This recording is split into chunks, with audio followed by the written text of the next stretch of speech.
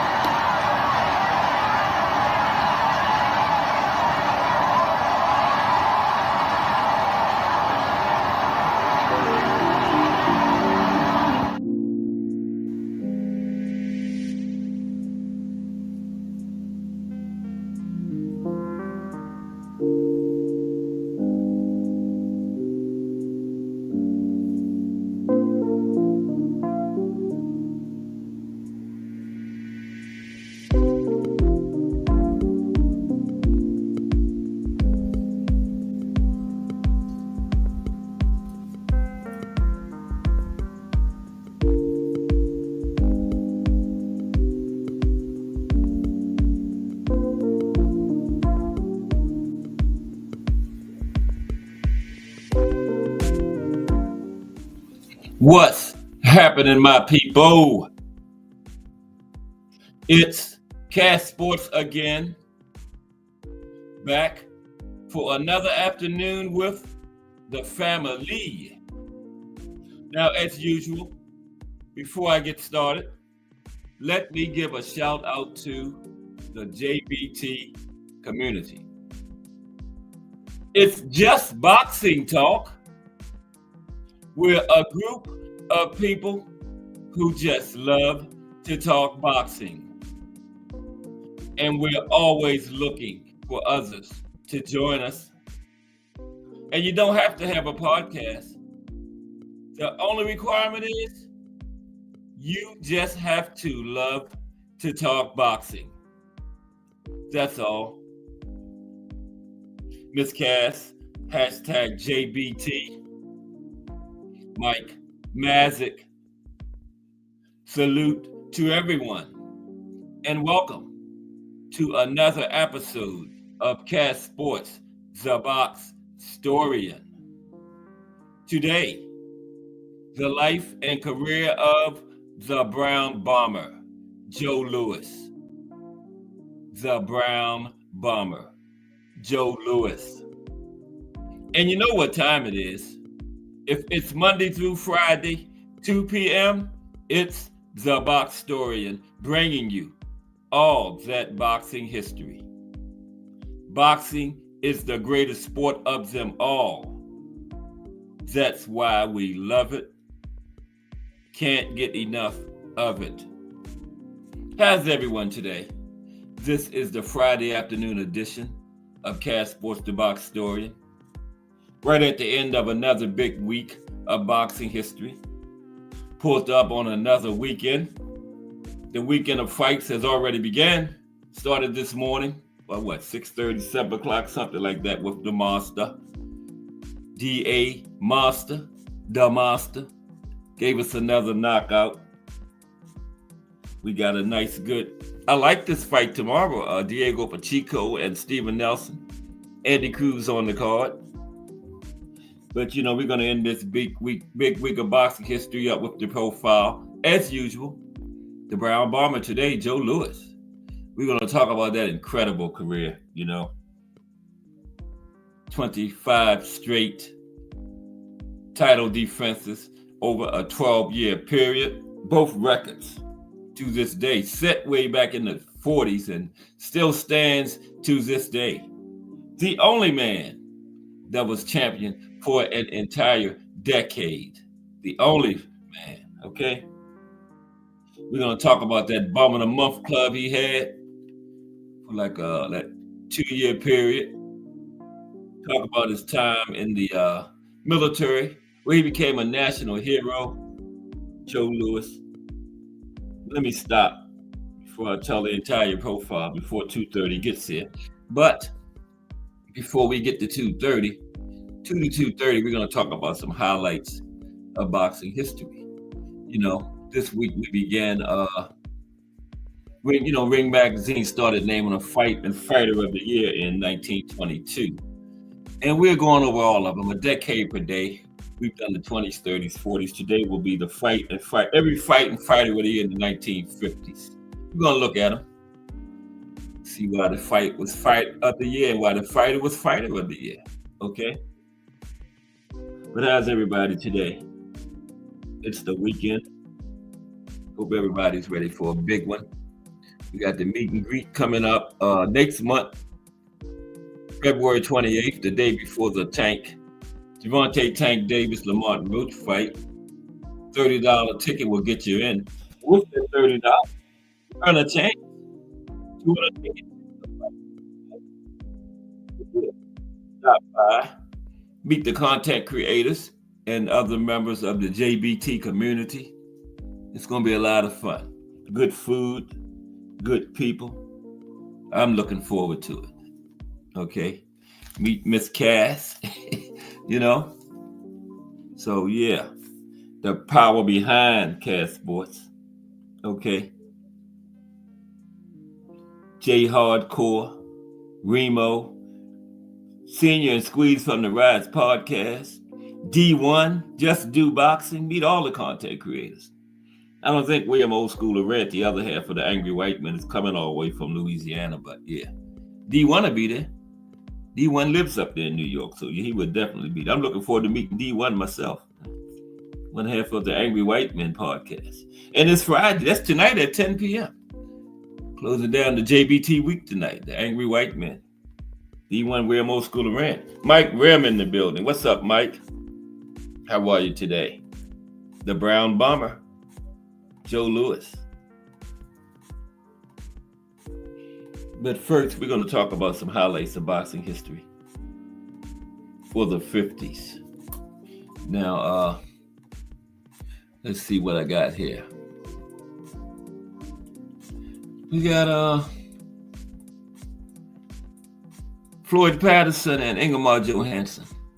They had a nice trilogy. Two of them were in the 50s and the third fight was in the 60s. Fan-friendly trilogy because all three were knockouts, right?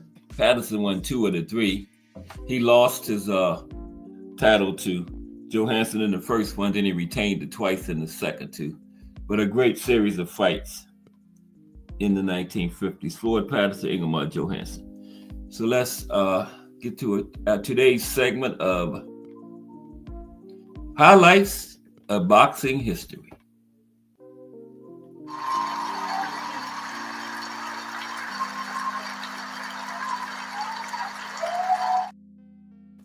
Thank you very much. Appreciate all your support. You know, had to get the applause from the peanut gallery, you know. Okay, 1950s, fight and fighter of the year. Let's get started. But how's everybody today? Hope you're ready for the weekend because it's upon us.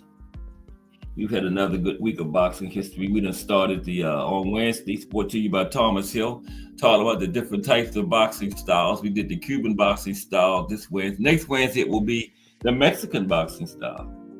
Whereas the Cubans was the like sweet science type style, you know, countering and footwork, all that stuff. The Mexican style is that tough, aggressive style, keeping pressure on the man. We're going to talk about it next Wednesday, okay? But now, fight of the year for 1950. Jake LaMotta versus Laurent Dorthil, 2. Second meeting between those two. This fight took place on September 13th, 1950 at Olympia Stadium in Detroit, Michigan.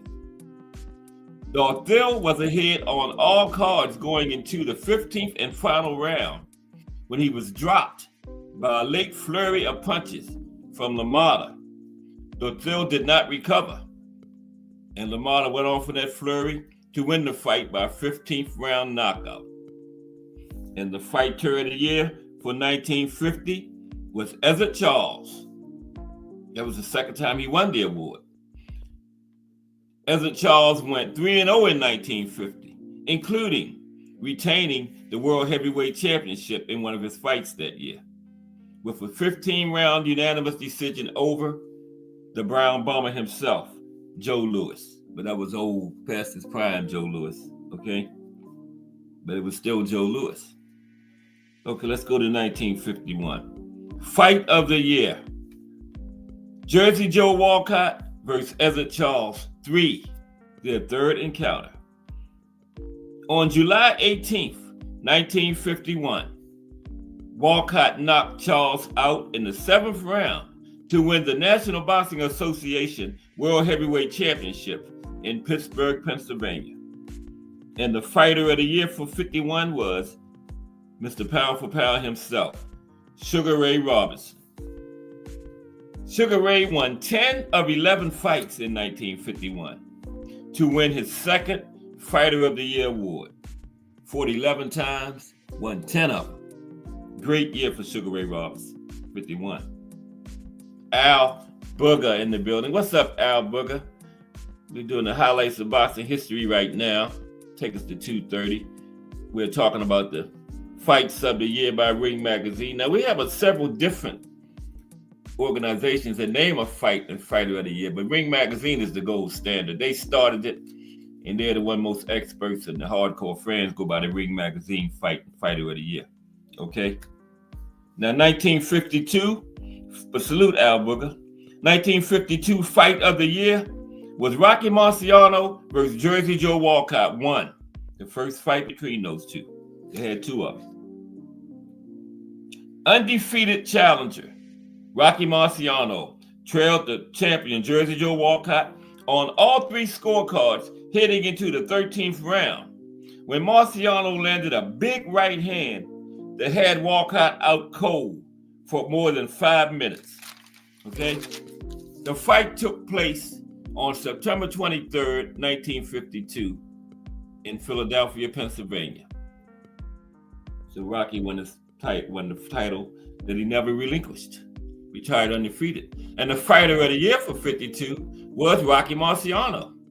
The Rock went 5-0 in 1952, including winning that World Heavyweight Championship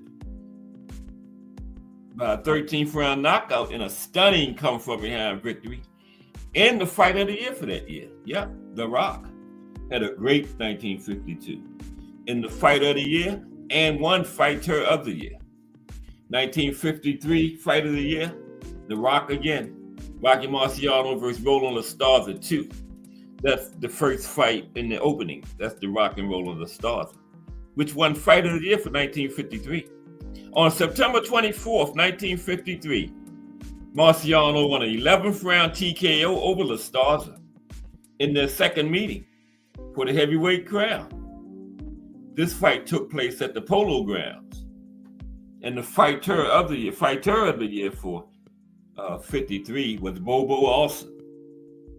Olson went 5-0 in 1953, including an upset win over former world champion and Hall of Famer Randy Turpin. That's probably the fight that put it over the top for the award, was the win over Randy Turpin. Because remember, I think 52 the year before, Randy had a big upset over Sugar Ray Robinson. And then Bobo upset him. Okay? Let's go to 1954. Fight of the Year 1954, Rocky Marciano in his third consecutive Fight of the Year versus Ezzard Charles 2. Ezzard Charles 2. Okay? In this one, this was 1954, Rocky's third consecutive Fight of the Year. On September 17th, 1954, after going the distance in their first meeting earlier that same year, Marciano knocked Charles out, this time in the 8th round. And the Fighter of the Year was The Rock. He won his second Fighter of the Year award, making 2 successful title defenses in 1954, both against Ezzard Charles. One of them, the Fight of the Year. Okay? Let's go to 1955. Yeah, Rocky was having probably the fighter of the decade for the 50s. Had to be Rocky Marciano. 1955, Fight of the Year. Carmen Basilio versus Tony DeMarco. Two of those great middleweights. Well, this was at welterweight then. Hadn't moved up yet. On June 10th, 1955, Basilio defeated DeMarco by 12th round TKO to win the World Welterweight Championship. Basilio's TKO came at 152 of the 12th round. And this fight took place at the Onondaga County War Memorial in New York. And the fighter of the year, guess who? Rocky wins his third one. Told you he was a fighter of the decade in the 50s. Rocky made 2 successful title defenses in 1955, winning both of them by stoppage. He stopped everybody he fought in championship fights. He didn't stop Ezzard Charles the first time, so he gave him a rematch and stopped him the second time. But 55, he made 2 title defenses, winning both by stoppage, to win his third Fighter of the Year award. The Rock. Fight of the Year for 1956. Carmen Basilio versus Johnny Saxton, 2, their second fight. Now, Basilio defeated Saxton by 9th round TKO in a fan-friendly slugfest. Now, many people felt Saxton fought the wrong fight by going to war with Basilio. Okay? The fight took place on September 12, 1956 in Syracuse, New York.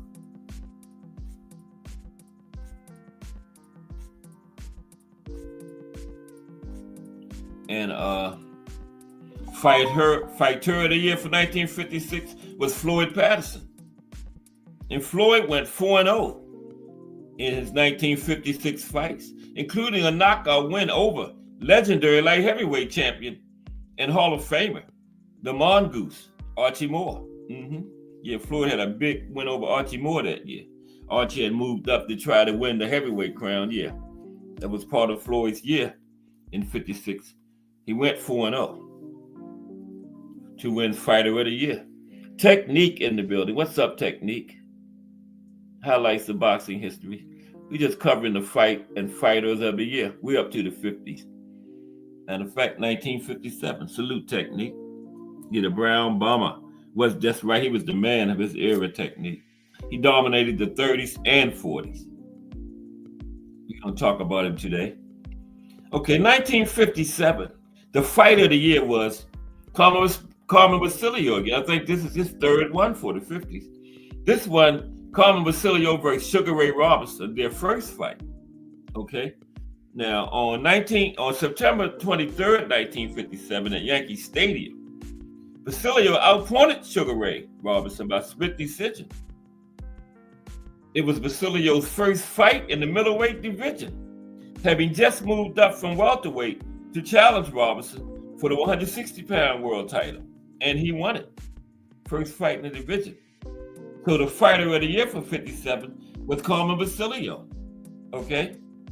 Carmen won all 3 of his fights in 1957, including arguably the greatest performance of his career in the fight of the year, when he beat the great Sugar Ray Robinson for the World Middleweight Championship. Yep, so Carmen was in the fight of the year, and he won fighter of the year in 57. And so in 1958, the fight of the year was a repeat. Sugar Ray Robinson versus Carmen Basilio 2. In a rematch of 1957's fight of the year, Sugar Ray Robinson got his revenge in another razor-thin split decision war between the 2 all-time great middleweights, Sugar Ray and Carmen Basilio. Yeah, both were split decisions, 15-round split decisions, almost a carbon copy of each other. Sugar Ray won the second one. And this fight took place on March 25th, 1958 at Chicago Stadium in the Windy City, Chicago, Illinois. Define Arnie 1 in the building. It was 1958, right? Yeah, what's up, Define Arnie 1? How are you today? Yeah, we're going to be talking about the Brown Bomber in a few minutes. Now we're getting into fights and fighter of the year for the 1950s. And we're up to 1959. Okay. Yeah, that was 1958, right? Yeah. Now, we didn't do the fighter of the year for 1958 was Ingemar Johansson. Okay. Johansson had 3 fights in 1958, and he went 3-0, right? Including, he went 3-0, and he beat Floyd Patterson that year to win the World Heavyweight Championship. Ingemar did, yeah. That was the highlight of the year for him. won 3 fights, including that big fight with Floyd Patterson. That was the first of their trilogy, which they had. That's the fight on the screen there. They had a trilogy. 2 of them were in the 50s. Ingmar won the first one, and Floyd won the second 2. 3 fan-friendly fights, all 3 knockouts. So Ingmar had 3 fights that year, won all of them, including winning the heavyweight championship to earn the Fighter of the Year award in 58. And then in 1959, the Fight of the Year was 2 of those great 1950s middleweights I'm always ranting and raving about. Gene Fullmer versus Carmen Basilio. First fight between those 2. It was on August the 28th, 1959 at the Cow Palace in San Francisco, California. The old Cow Palace, California. Shouldn't the Cow Palace be in Texas? I don't know. Anyway, Gene Fullmer won the fight by a TKO in the 14th round. It was a fan-friendly fight between these 2 great 1950s middleweights, right? It was a hard-fought battle where both fighters were on the front foot throughout the fight until Basilio eventually wore down, enabling Fullmer to get the stoppage. Okay? Yeah. Fullmer ended up getting the stoppage, but they were going at it toe-to-toe for 14 rounds. And Basilio finally ran out of gas.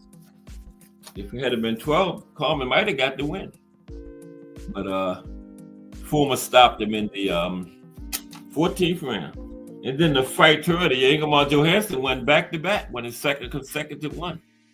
Right? Now, he only had 1 fight in 1959, but it was a big one. Okay? Wait a minute now. 58. Okay, yeah. 59 was the year where he beat Patterson for the title. I got my signals mixed up there. He won it in 58. He went 3-0, but 59 was the year he won the World Heavyweight Championship. He only had 1 fight in 59, but it was a big one. He won the World Heavyweight Championship by a 3rd round knockout over Floyd. Okay, yeah. That was a big one for him. Yeah, those are the fights of the year for 1950s. Monday, we start the 60s. Fights of the year. We're going to go through every fight of the year, decade per day. But how's everybody today on this Friday?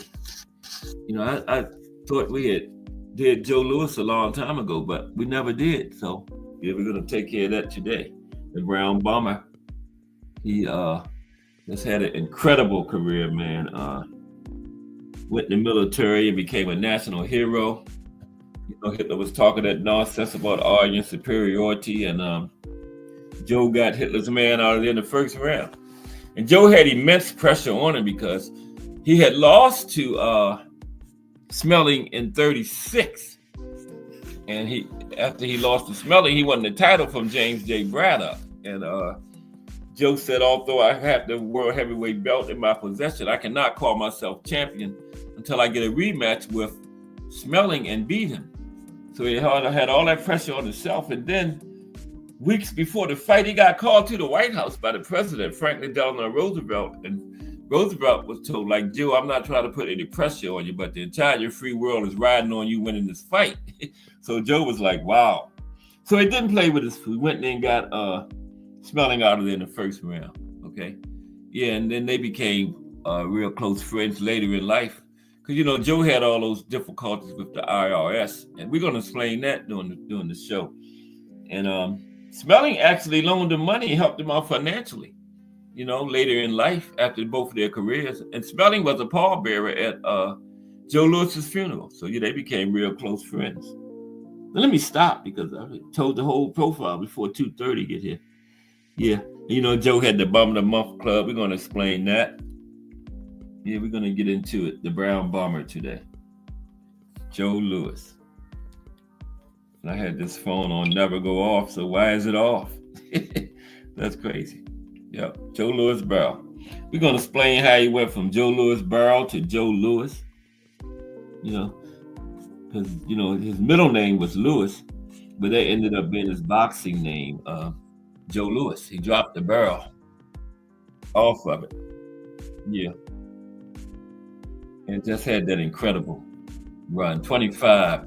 That's great. That's why I call Joe Louis the greatest, not Muhammad Ali. That's greatest type stuff. When you look inside, not just the 25 defenses, look at what he was doing during them, man.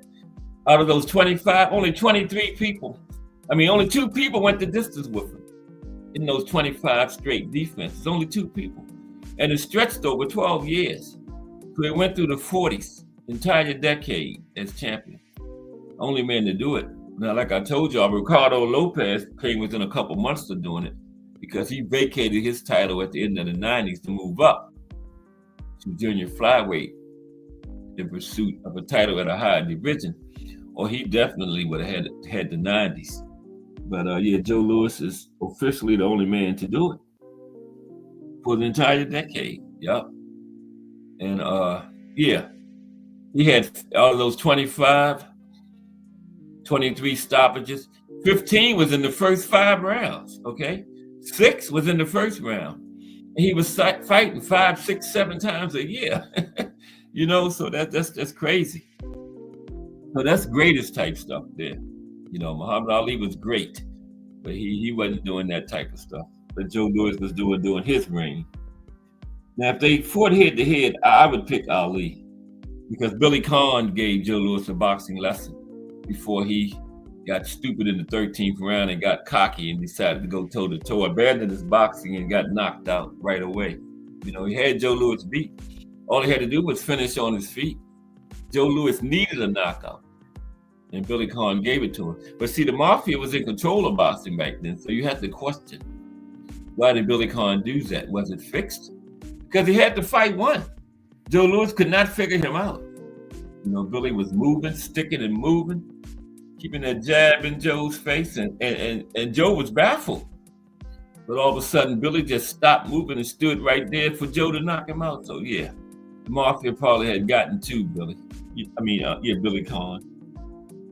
So let's talk fashion in the building. What's up? Let's talk fashion. Oh, appreciate you. The thumbnail, yeah. I found a little something. But salute, let's talk fashion. How are you today? Here we got our meet and greet coming up March 28th in New York City. $30. Good food. Meet all the content creators. People like Let's Talk Fashion. And also, that $30 gets you a chance to win a ticket to the fight the next day. Lamont Roach and Gervonta Tank Davis. Yeah. So meet me and Miss Cass. It's gonna be a lot of fun. March 28th. So if you're in the area, pull up. But if you're not, you can still make a donation. And you're still in the running for that ticket to the fight. And if you win it, you're not in the area. I just send you my address and mail me the ticket. I'm gonna be up there. And I can go to the fight. Right? The ticket will not go to waste. Okay. So let's get ready to get started. Talk about the Brown Bomber today. Joe Louis. That's him and what is Sugar Ray? No, Floyd Patterson and Ingemar Johansson. They had a big trilogy. 2 fights in the 50s and the last one in the 60s.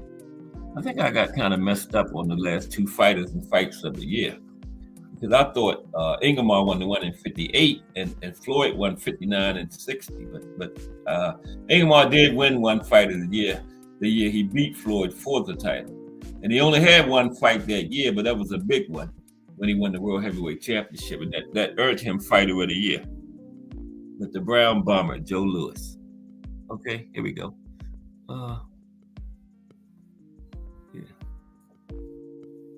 And we're going to explain, because Joe Louis Burrow was his full name, but in a few minutes, we're going to talk about how he ended up being Joe Louis.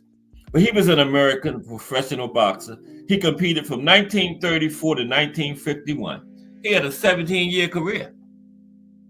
And the Rise Podcast in the building. The Mighty Rise Podcast, that is. Hashtag JBT. Salute. Yeah, you can meet the Rise Podcast, see you, and squeeze at the meet and greet. March 28th. Okay? So pull up. Like I said, if you can't pull up, still send a donation. Melody Queen going to be in here and drop the link, and you can hit the link, or you can go to $JBT Network, all caps 1, or Melody Queen will put the link in there where you can hit the link and go straight to the Cash App and drop it on in there. Okay, March 28th, day before Gervonta Tank Davis and Lamont Roach. And remember, that $30 gets you a chance to win a ticket to the fight. Yeah. So that's big.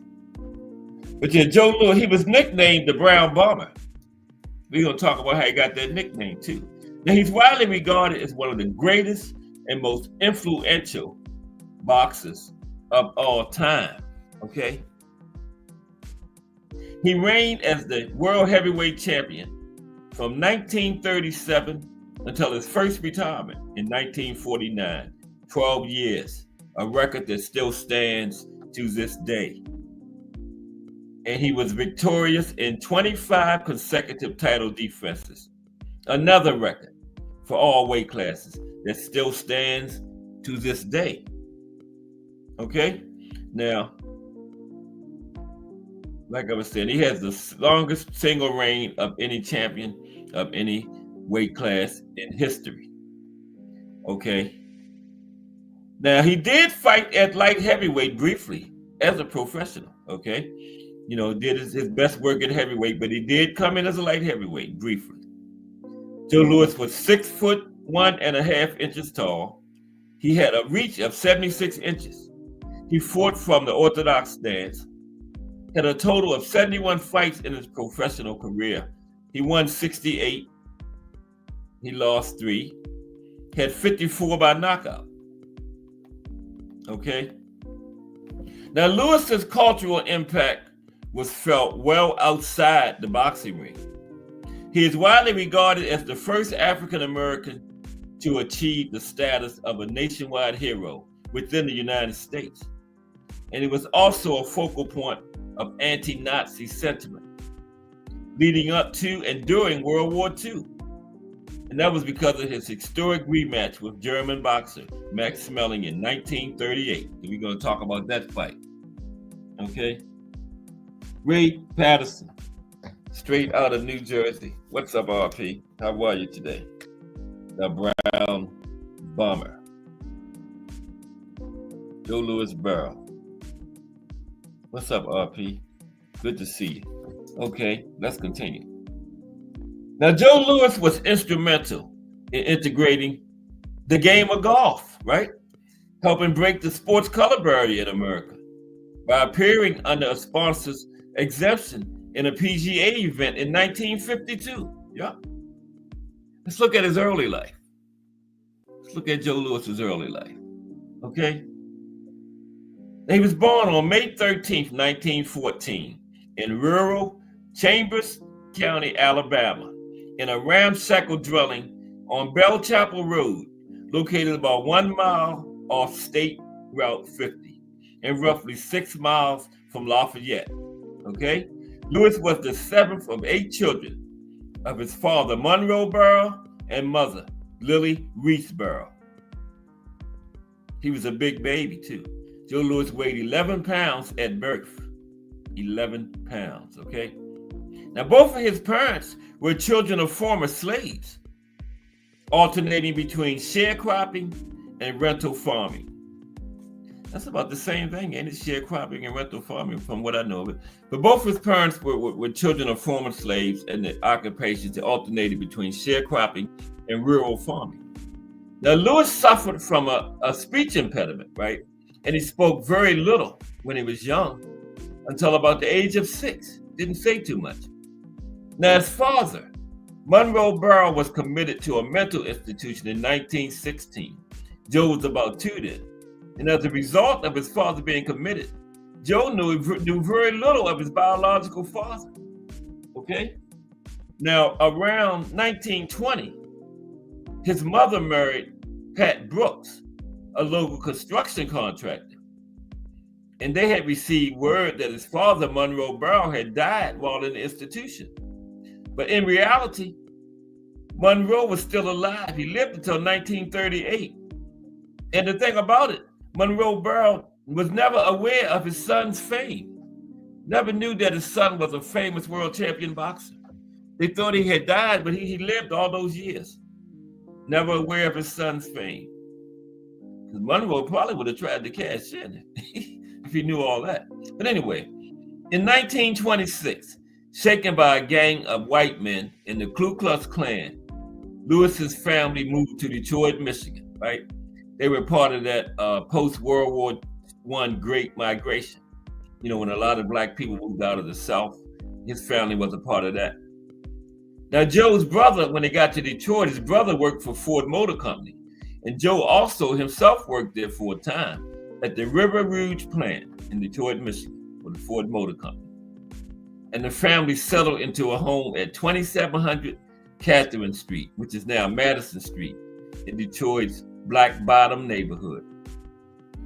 Lewis attended Bronson Vocational School for a time to learn cabinet making. Okay, now let's get into his amateur career. Amateur career for the Brown Bomber, Joe Louis. That's who we're talking about today. To end up this big week of boxing history with our usual profile, Joe Louis Barrow. Okay, we're up to his amateur career. Now, the Great Depression severely affected the Barrow family, but Joe still found time to work out at a local youth recreation center at 637 Brewster Street in Detroit. Now, Joe's mother attempted to get him interested in playing the violin. And it's a rumor that Joe tried to hide his boxing from his mother. He used to carry his boxing gloves inside the violin case instead of the violin. You know, he'd go out the house with the violin. His mother think he's going to practice the violin, but the violin up in the room somewhere hidden, he got his boxing gloves in that case. Now, he made his debut in early 1932 at the age of 17. Legend has it that before the fight, this is how he got his name to be Joe Louis instead of Barrow. Now, legend has it that before the fight, he was barely literate, and he wrote his name in letters so large that there was no room for his last name. And that's how he became known as Joe Louis, because he didn't have room to put Barrow. So he became known as Louis for the rest of his boxing career. But I heard, which is more likely, he omitted the name Louis to hide his career from his mother, instead of her seeing Joe Louis. Instead of her seeing Joe, he admitted the last name Barrow, so he hid it from his mother. She would see Joe Louis. But his mother would still know it was him. She knew his middle name was Louis, right? But yeah, that's the real reason how he became Joe Louis. He dropped Barrow to hide his boxing career from his mother. So he started calling himself Joe Louis, and it stuck. Now, after his debut, I lost to future Olympian Johnny Mahler. This was his amateur debut. Louis compiled numerous amateur victories, eventually winning the club championship of his Brewster Street Recreation Center, the home of many aspiring Golden Gloves fighters. Then in 1933, Louis won the Detroit area Golden Gloves novice division against Joe Biskey for the light heavyweight classification. He later lost in the Chicago Golden Gloves Tournament of Champions. Now, the next year, competing in the Golden Gloves Open division, he won the light heavyweight classification, this time also winning the Chicago Tournament of Champions against Joe Bauer. However, a hand injury forced Louis to miss the New York-Chicago Champions cross-town fight for the Ultimate Golden Gloves Championship. Because you remember, Chicago and New York were the big thing in Golden Gloves back then, and they would have an annual tournament between the fighters from New York and Chicago. And Joe won it for Chicago, but he was forced to miss the competition against the New York team because of a hand injury. Okay. And then he followed up his Chicago performance by winning the light heavyweight United States Amateur Championship National AAU tournament in St. Louis, Missouri. And by the end of his amateur career, his record was 50 wins, 4 losses with 43 knockouts. And that is a good knockout rate for amateurs because, most times in the amateurs, you're going, because you only got 3 rounds. You're going for the points win. You're trying to score and rack up, get those points up because those 3 rounds go by fast. But not Joe Louis. Joe Louis had 43 knockouts in 50 fights as an amateur. And that's 86%. That's unheard of for amateur knockout rate. Wow. 86%. Only Joe Louis. That's got to be close to one of the highest amateur knockout rates ever. Okay.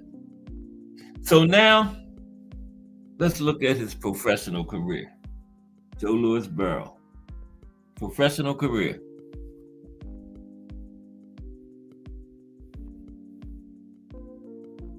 Now, of his total of 69 professional fights, he only had 3 losses. And he had 52 by knockout. And like I was saying, he had the heavyweight championship from 1937 to 1949. The longest span of any heavyweight title holder. Any title holder, not just heavyweight. Okay. Now, his knockout rate as a professional, he had 52 knockouts in 69 fights. That's not that's 75, still 75%. Okay. And those 3 losses, 2 of them came when he was well past his prime. Only really had 1 loss in his prime, and that was the one to Max Melling. Okay. Now, after returning from retirement, Joe Louis failed to regain the heavyweight championship in 1950. And his career ended after he was knocked out by Rocky Marciano in 1951. Let's look at the early years. Let's go through his career. The early years.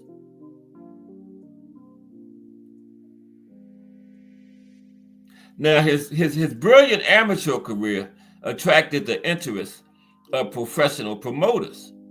And he was soon represented by a Black Detroit area bookmaker named John Roxborough. Now, as Louis explained in his autobiography, Roxborough convinced him that white managers would have no real interest in seeing a Black boxer work his way up to title contention. This guy Roxborough convinced him not to mess with the white promoters early in his career and the managers. He's in his autobiography, he wrote, Roxborough told me about the fate of most Black fighters, ones with white managers, who wound up burnt out and broke before they reached their prime. The white managers were not interested in the men they were handling, but in the money they could make off of them. They didn't take the proper time to see that their fighters had a proper training, that they lived comfortably, or ate well, or had some pocket change. Mr. Roxborough was talking about Black power before it became popular. Okay, that's what Joe wrote in his autobiography. He ended up the same thing happening to him. We're going to talk about that at the end. Of all the money he made during his career, he ended up with a very small percentage of it. Okay. Now, this manager, Roxborough, he knew a Chicago area boxing promoter named Julian Black, who already had a stable of mediocre boxers against which Louis could hone his craft, right? This time in the heavyweight division, okay, he had a very few fights at light heavyweight when he first turned professional. By this time, he had moved up to the heavyweight division. Now, after becoming part of the management team, Julian Black hired fellow Chicago native Jack Chappie Blackburn as Louis's trainer, and that was a good move. Jack Chappie Blackburn was also a boxer, but he was more famously known as a trainer. And he was Joe Louis's original trainer, and trained Joe Louis until he passed. Blackburn trained Joe Louis until Blackburn passed away. Jack Chappie Blackburn, very good trainer. Very good move right there. Now, Louis's initial professional fights were all in the Chicago area. His professional debut came on July 4th, 1934, against Jack Kraken in the Bacon Casino on Chicago's South Side. Okay? Chicago's South Side. Louis earned $59 in his first fight for knocking out Kraken in the first round. And $59 in 1934 is equivalent to $1,100 today. Okay, so he earned, in today's money, $1,100 for his first fight. Wow, $59 back then is $1,100 today. Now, Lewis won all 12 of his professional fights that year, 10 by knockout. Okay, 12 fights his first year, won 10 by knockout. In September 1934, while promoting a Detroit area coming home fight for Lewis against Canadian Alex Borchuk, Roxborough was pressured by members of the Michigan State Boxing Commission to have Lewis sign with white management. Okay? Now, Roxborough refused, and he continued advancing Lewis's career with fights against heavyweight contenders Art Sykes and Stanley Pareda. Now, while training for a fight against Lee Ramage, Lewis noticed a young female secretary for this black newspaper at the gym, right? Now, after Ramage was defeated, the secretary, whose name was Marva Trotter, she was invited to the celebration party at Chicago's Grand Hotel after the fight. And Trotter later became Lewis's first wife in 1935, Marva Trotter. Now, during this time, Lewis also met Truman Gibson, the man who would become his personal lawyer. As a young associate at a law firm hired by Julian Black, Gibson was charged with personally entertaining Lewis during the pendency of business deals. Okay, now, he moved through his career. And let's talk about when he came into title contention. Became a contender. Now, although Lewis's management was finding him fights against legitimate heavyweight contenders, no path to the title was forthcoming. Now, while professional boxing was not officially segregated at the time, many white Americans did not like the prospect of a black champion, right? Because remember, in 1908, during an era of severe anti-black repression, Jack Johnson became the first black heavyweight champion. And Johnson's flamboyant lifestyle and marriage to a white woman engendered an enormous backlash that greatly limited opportunities of black fighters in the heavyweight division. Yes, because they remember Jack Johnson, and they did not want another black heavyweight champion, okay? So black boxers were denied championship fights. And there were few heavyweight black contenders at the time. Though there were African Americans who fought for titles in other weight divisions, and a few notable black champions. For example, like Tiger Flowers at middleweight. Heavyweight was a different story. So Lewis and his handlers would counter the legacy of Johnson by emphasizing the Brown Bomber's modesty and sportsmanship. Biographer Gerald Astor stated that Lewis's early boxing career was stalked by the specter of Jack Johnson. Yeah, it sure was. Kind of held Lewis back a little bit. The antics of Jack Johnson, the first black heavyweight champion. So, if Lewis were to rise to national prominence among such cultural attitudes, a change in management would be necessary. He would have to get white management. That's all it boiled down to, right? So in 1935, boxing promoter Mike Jacobs sought out Lewis's handlers. Mike Jacobs was a white guy.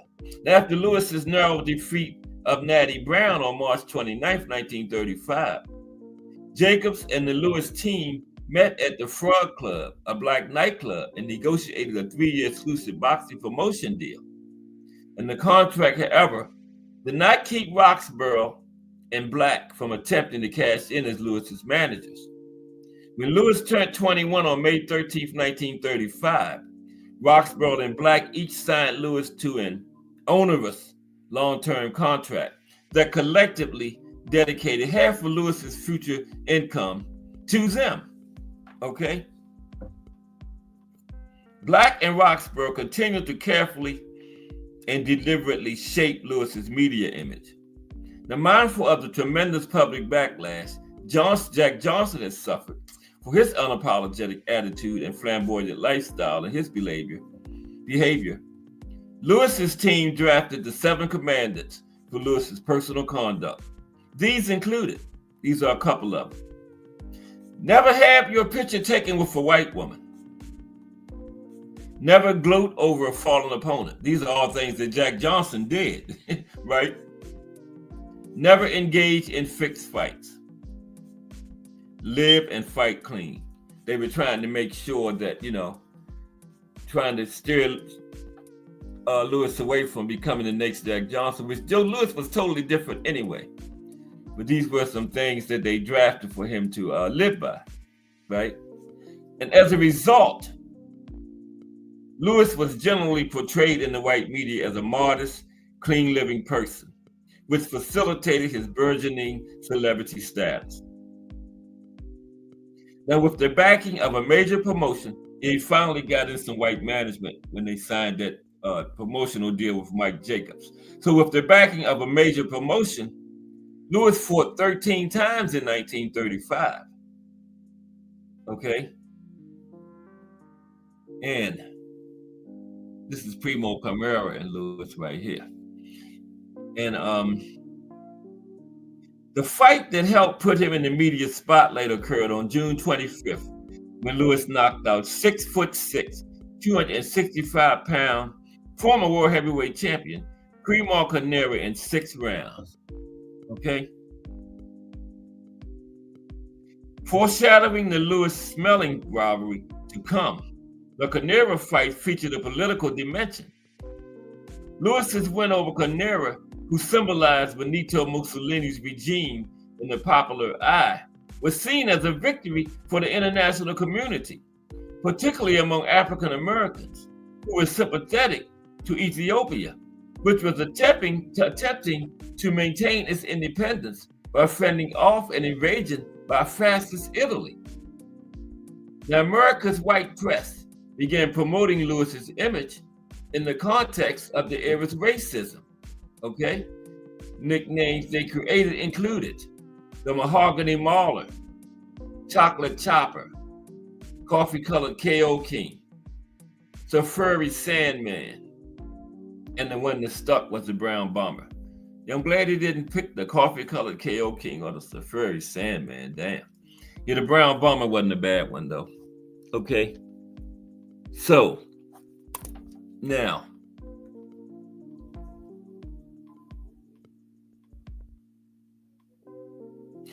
helping the white press to overcome its reluctance to feature a black contender was that in the mid-1930s, boxing desperately needed a marketable hero.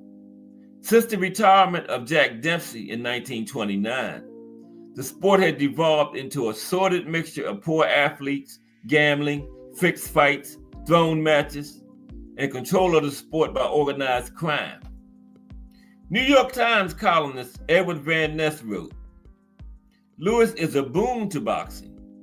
Just as Dempsey led the sport out of the doldrums, so is Lewis leading the boxing game out of a slump." Likewise, biographer Bill Libby asserted that the sports world was hungry for a great champion when Lewis arrived in New York in 1935. Now, while the mainstream media was beginning to embrace Lewis, many still opposed the prospect of another black heavyweight champion. In September 1935, on the eve of Lewis's fight with former title holder Max Baer, Washington Post sports writer Shirley Povich wrote about some Americans' hopes for the white contender. They say Baer will surpass himself in the knowledge that he is the lone white hope for the defense of Nordic superiority in the prize ring. Okay, there's him and Max Baer right there. Lewis and Max Baer. But however, the hopes of white supremacists would soon be dashed. Now, although Baer had been knocked down only once before in his professional career, That was by Frankie Campbell. Lewis dominated the former champion, knocking him out in the 4th round. Unknowingly, Baer suffered from a unique disadvantage in the fight. Earlier that evening, Lewis had married Marva Trotter at a friend's apartment, and he was eager to end the fight in order to consummate their relationship. Yeah, so Baer didn't know that Lewis was trying to get out of there so he could go hang with his new wife, right? But later that year, Lewis also knocked out Paulino Oscar-Dunn, who had never been knocked down before in his career. So now we come up to the Lewis Smelling situation. Lewis Max Smelling, okay? Come up to Joe Louis and Max Smelling. Lewis versus Smelling. Ken Saul Love 1 is in the building. Salute Ken Saul Love 1. How are you this Friday? You ready for the weekend? We already started the weekend in fights. The Monster this morning. Just seemed like something missing, man. He got to get out of Japan and come over here and stop that, what they call it, when they pack, his hand wraps look like a cast. But hey, the man is a bad man. Great champion. Okay. I'm not gonna talk bad about the Monster. A great champion. Can't say something nice, don't say anything. Great champion. Leave it at that. Lewis versus Smelling. Okay. But salute Ken Saul Love 1 and Jalil Hattie in the building. The great Joe Louis today. We're up to the first Max Smelling fight. Okay. That situation is beginning to start. They had 2 iconic fights. You know, the second one with the backdrop of World War II looming in the background. But okay. Now, by this time, Lewis was ranked as the #1 contender in the heavyweight division and had won the Associated Press Athlete of the Year award for 1935. And what was considered to be a final tune-up fight before an eventual title shot was scheduled for June 1936 against Max Smelling. Yeah, that's their first fight right there. Now, although a former world heavyweight champion, Smelling, who had been knocked out by Max Baer, who Lewis had handily beaten, Smelling was not considered a serious threat to Lewis, right? Lewis at that time had a professional record of 27 wins, no losses. And when Smelling was a former champion, and he had won his title on a technicality when Jack Sharkey was disqualified after giving Smelling a low blow in 1930. So nobody was really taking Smelling seriously because he was a former champion, but he had won it on a low blow, on a disqualification, right? And at the time him and Lewis's first fight came around, Smelling was also 30 years old, right?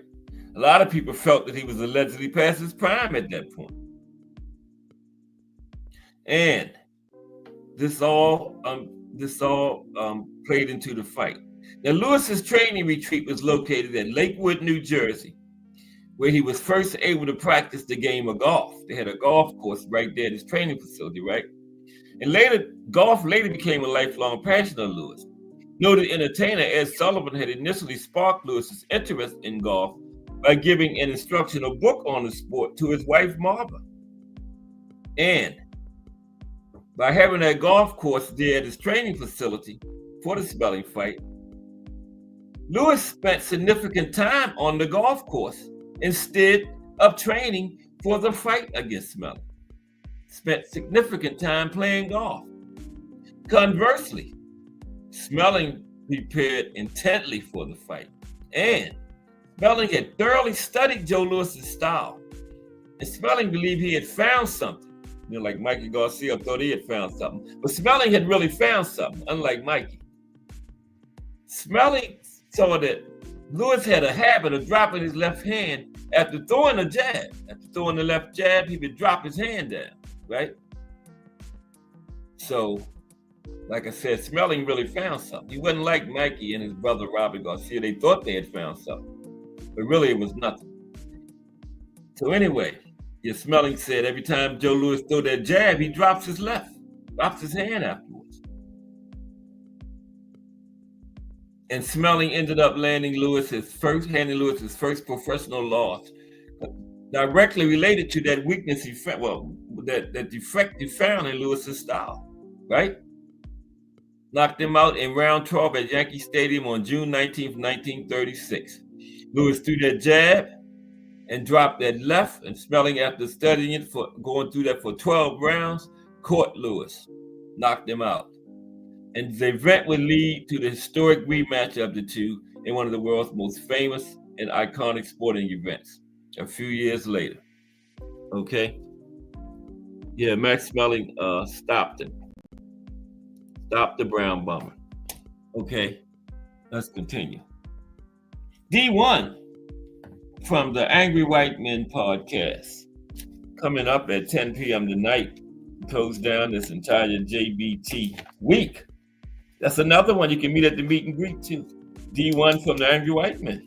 You meet all these famous JBT content creators. Now, I don't think Old School going to be there. I don't know if he's coming all the way from not Mississippi, Louisiana, but D1 will be there from the Angry White Men. Okay, salute D1. Did I say tonight at 10 p.m.? Don't miss it. I already been in there once. They ain't even on yet. I already been on the show tonight for the Angry White Men. Yeah. Mm-hmm. I got the first comment tonight. Okay. Now, but salute D1. Okay, we're talking about the Brown Bomber today. Now, finally gets his world championship. Okay, he finally gets his world championship. After defeating Louis, Smelling expected a title shot, which he rightfully deserved. Right? He thought he was going to get a title shot against James J. Braddock, who had unexpectedly defeated Max Baer for the heavyweight title the previous year. Now, Madison Square Garden had a contract with Braddock for the title defense, and they also sought a Braddock-Smelling title fight. But Mike Jacobs, who was managing Louis at the time, and Braddock's manager, Joe Gold, they had been planning a Braddock-Louis matchup for months. They was going to go pull the old okie doke on Smelling, right? So Smelling's victory gave Gold tremendous leverage against Louis, though. Because if he offered Smelling the chance instead of Louis, and Smelling won, there was a very real possibility that the Nazi authorities would never allow Louis, this black fighter, a shot at the title against Smelling. Because you know how the Nazis felt. They didn't feel the black man deserved a chance in the ring with a white man. So Braddock's manager Gould had a lot of leeway over Louis and his team, because he threw that in their faces. You don't want us to fight Smelling, because if he wins, you'll never get a shot. So Gould's demands were therefore ludicrous. Jacobs will have to pay 10% of all future boxing promotion profits, including any future profits from Louis's future fights, for 10 years. Okay, they had to give this guy 10% of Louis's bags for 10 years, man. Isn't that crazy? Braddock and Gould would eventually receive more than $150,000 of Louis's money from this arrangement. And this is from fights for the next 10 years, man. Crazy. But, you know, they didn't want Smelling to get that title because they knew the Nazis Louis might not never get a shot then. So they wanted to get the shot instead of Smelling. So that's why they went for all that nonsense. Now, well before the actual fight, Jacobs and Gould publicly announced that their fighters would fight for the heavyweight title on June 22nd, 1937. So they went around Smelling, right? Figuring that the New York State Athletic Commission would not sanction the fight in deference to Madison Square Garden, who had the contract for Smelling and Braddock, Jacobs scheduled the fight for Chicago instead of the Garden, okay? Now, each of the parties involved worked to facilitate the controversial Braddock-Louis fight. Louis did his part by knocking out former champion Jack Sharkey on April 18th, 1936. He had to get past Sharkey first, to get to Braddock, right?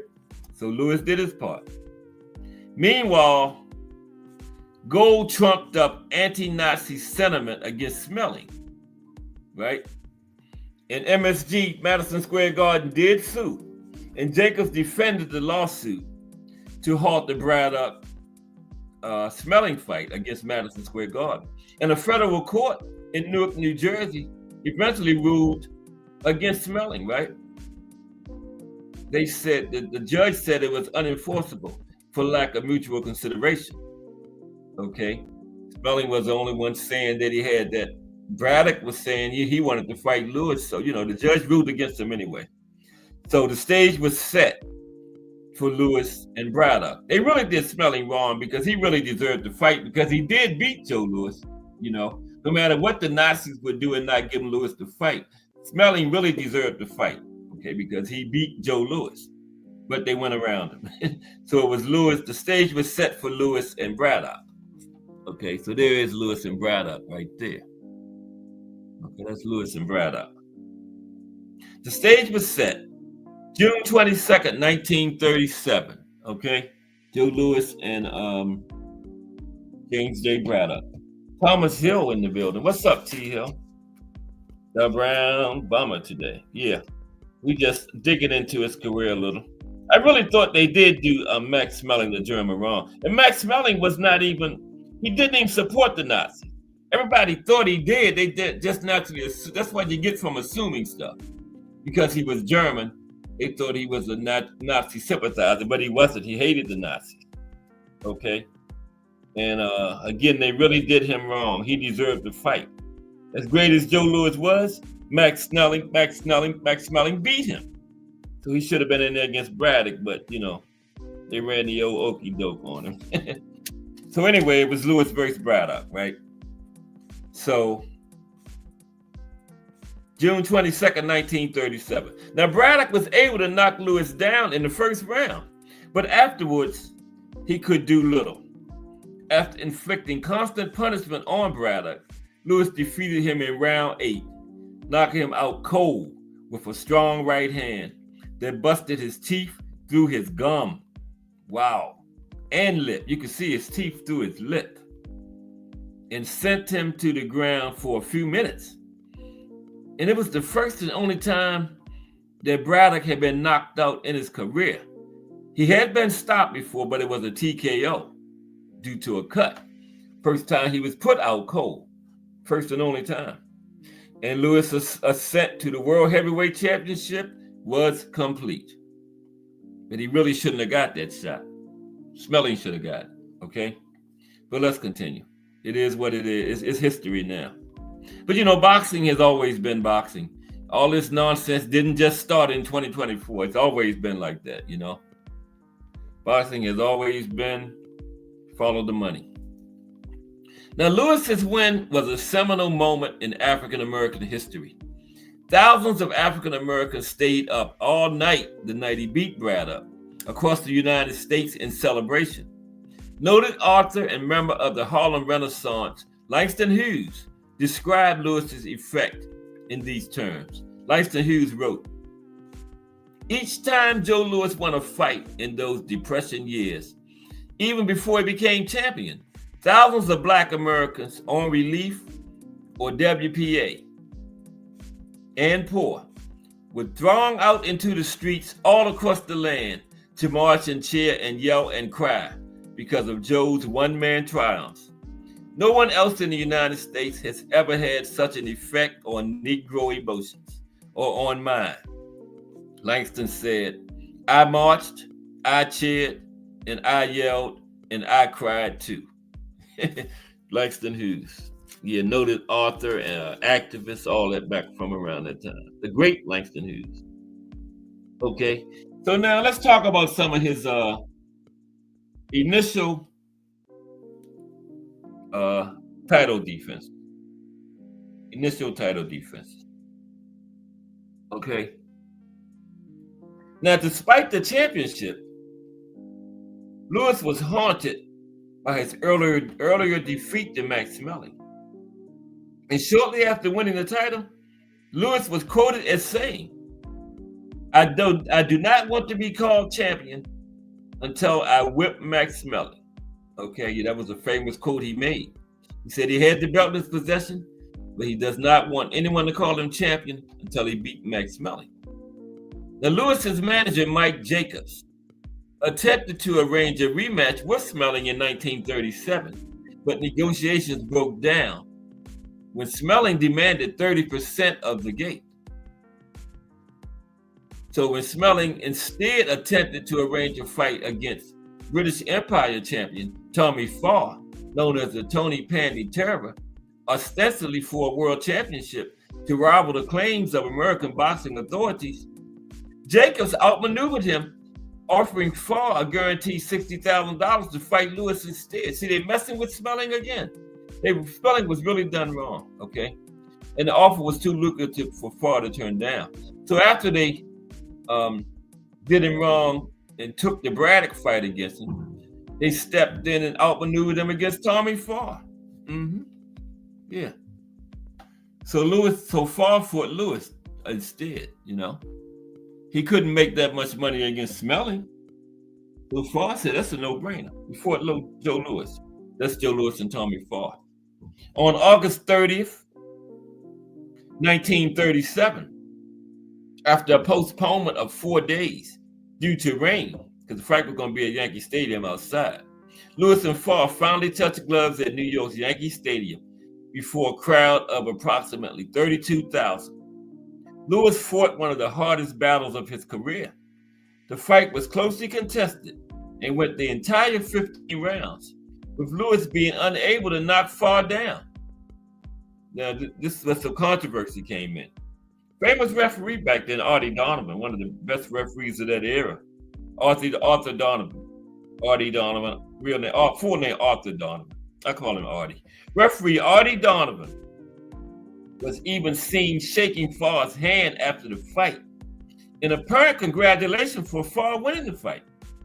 But nevertheless, after the score was announced, Lewis had won a very controversial unanimous decision. And Time magazine described the scene thus, like this. Time magazine. After collecting the judges' votes, referee Arthur Donovan announced that Lewis had won the fight on points. The crowd, amazed that Farr had not been knocked out or even knocked down, booed the decision. Now it seems the crowd, remember Artie Donovan shook Farr's hand. The crowd believed that referee Artie Donovan had raised Farr's hand in victory. He was just shaking it. Now 7 years later, in his published account of the fight, Donovan spoke of the mistake that may have led to this confusion. The referee wrote, "As Tommy walked back to his corner past me, after shaking Lewis's hand, I followed him and seized his glove. Tommy, a wonderful person, Tommy, a wonderful performance, I began. Then I dropped his hand like a red hot coal. He had started to raise his arm. Farr thought that Donovan was raising his hand in victory too. Farr thought I had given him the fight and the world championship. I literally ran away, shaking my head and shouting, 'No, no, no.'" The referee was like, "No, no, no. I was just congratulating the man on a good fight." But the crowd and Farr thought he was raising his hand in victory. And that's when Donovan realized how he had raised his hand, his hope for a few seconds, only to dash them to the ground when Lewis got the fight. And the referee said, "That's the last time my emotions would get the better of me in a prize fight." Yeah, Artie shake the hand after this decision been announced. And there was much booing at the announced result. But as I say, it was all emotional. This is Donovan still. He said, "I gave Tommy 2 rounds and 1 even, and both his winning rounds were close." So the referee really had thought Lewis won too. He was just congratulating Farr, but the crowd thought he was raising his hand in victory, and so did Tommy Farr. He said he dropped that man's hand like a hot potato and ran away from him. Yeah. Now, speaking over the radio after the fight, Joe Louis admitted that he had been hurt twice in the fight by Farr. Yeah. He admitted Tommy Farr had hurt him twice during the fight. Okay? So, in preparation for the inevitable rematch with Schmeling, Louis tuned up with fights against Nathan Mann, and Harry Thomas. And then we had Lewis Smelling number 2. It was inevitable. He had to fight him because Smelling was the only man that had beat him. Not only beat him, knocked him out. Okay, stopped him. Not TKO, KO. Lewis was throwing that jab, dropping that left hand, and Smelling peeped that. And he waited 12 rounds, and he got his opportunity. And he caught Lewis just right, because he knew Lewis was going to do it. Took him 12 rounds, but he got it. So here's the rematch. Lewis versus Smelling 2.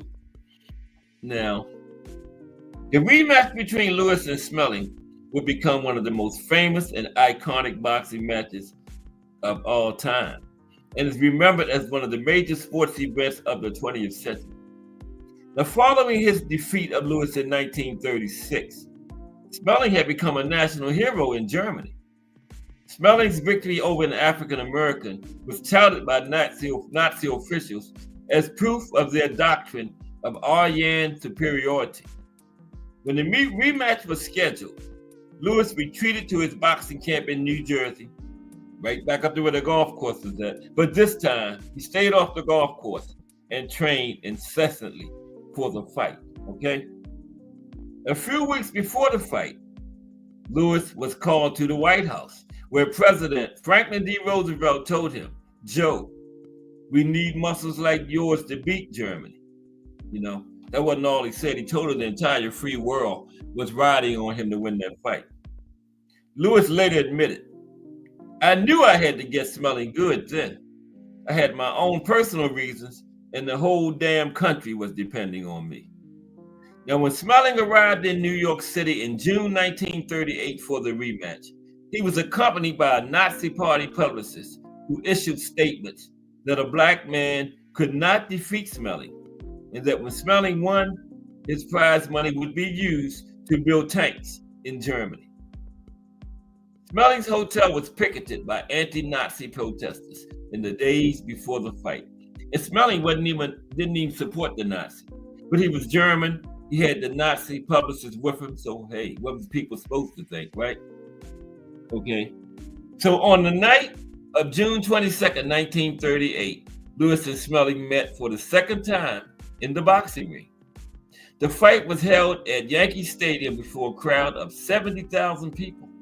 It was broadcast by radio to millions of listeners throughout the entire world, including 58% of radio-equipped United States households. Okay?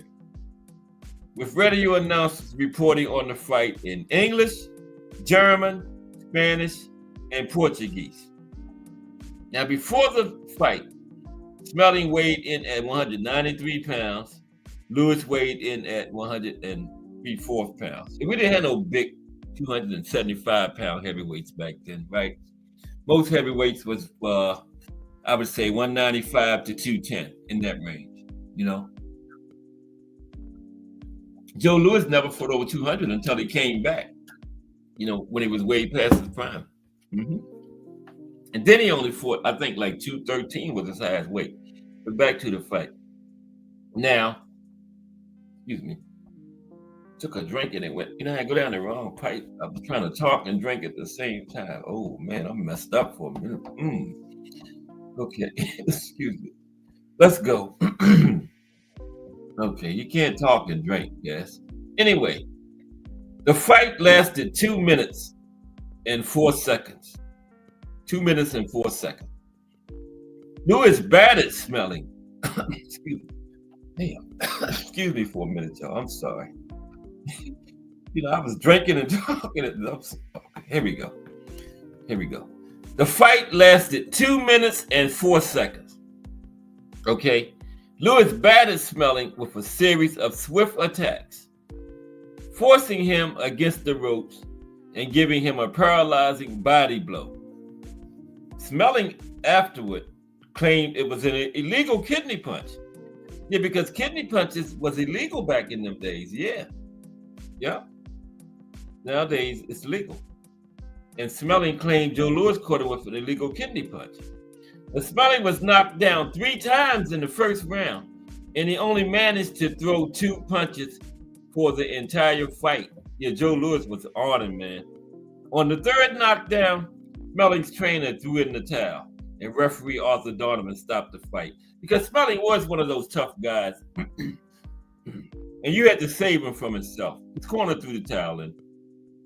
Well established in one of the most significant boxing matches in history. Excuse me. Well established as one of the most significant boxing matches in history, the fight has been widely regarded as among the most important or historic sports events of all time. It was the first time that many white Americans openly cheered for a black man against a white opponent. Yep. So let's talk about this Bum of the Month Club. I know y'all have heard about the Bum of the Month Club. Let's see what that was all about. Okay? The Bum of the Month Club. Now, in the 29 months from January 1939 through May 1941, Louis defended his title 13 times, a frequency unmatched by any heavyweight champion since the end of the bare knuckles era, and has not been replicated since, up to now, 2025.